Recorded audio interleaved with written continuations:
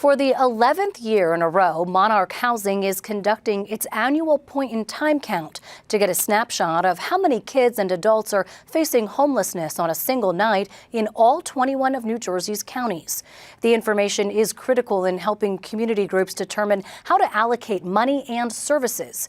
Ted Goldberg was at the kickoff for the count in Trenton today, where the local rescue mission has seen its highest spike in homelessness since opening their doors more than a decade ago.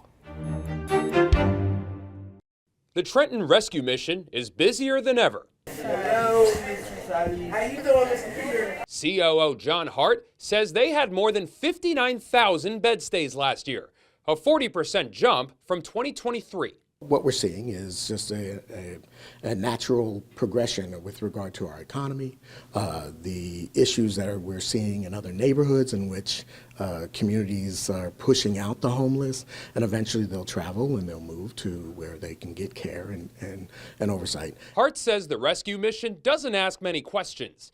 If you're 18 years old and you need a place to stay, they've got a place for you.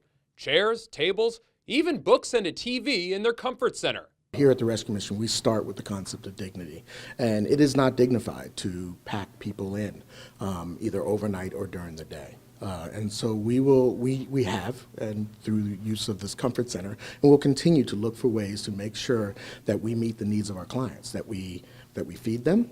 That's really important to us, to feed them, to give them opportunity to eat 3 times a day, that we clothe them. The Rescue Mission's clothing store was moved to what used to be a walkway because they needed room to expand their comfort center. And that was before today's point-in-time homeless count. Funding for all this is largely determined by how many people are experiencing homelessness in Mercer County. And volunteers are working around a 24-hour period to count here and across the state. It's so important for us to have a point in time because it sets the context for us, right? It's important for us, and I'm very proud that we're in a county and in a state that values this and makes sure that it's a point that we should be doing this census and we should be counting those who are in the situations that we care for. Last year, the count was 934. Representing a 30% increase over the year before. Trenton Mayor Reed Gashora says that number will likely be higher this year, and Hart agrees with him.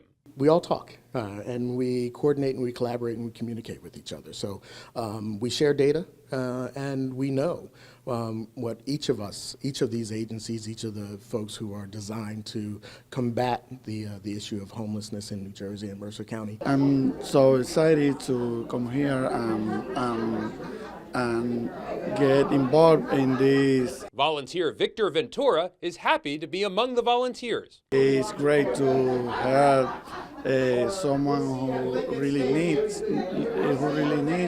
us. The folks that we meet today, as we know, help not only for us to get the funding, but helps us to make sure they're more than just a number that we count today. Like many other things, federal funding for groups like the Trenton Rescue Mission depends on this count, but is now hanging in the balance over President Trump's threats to pause federal loans and grants. Which would include social safety net services such as this.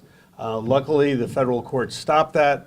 We'll have to see how it goes up the ranks. The county, as you know, plays a key role in partnership not only with the city but with all of our municipalities to make sure that social service delivery occurs uninterrupted no matter what's happening at the state or federal levels. And unfortunately, a lot is happening these days. A lot is also happening here at the Trenton Rescue Mission, where regardless of the count and the president's edicts, workers are doing their best to help people struggling with homelessness and try to get them back on their feet.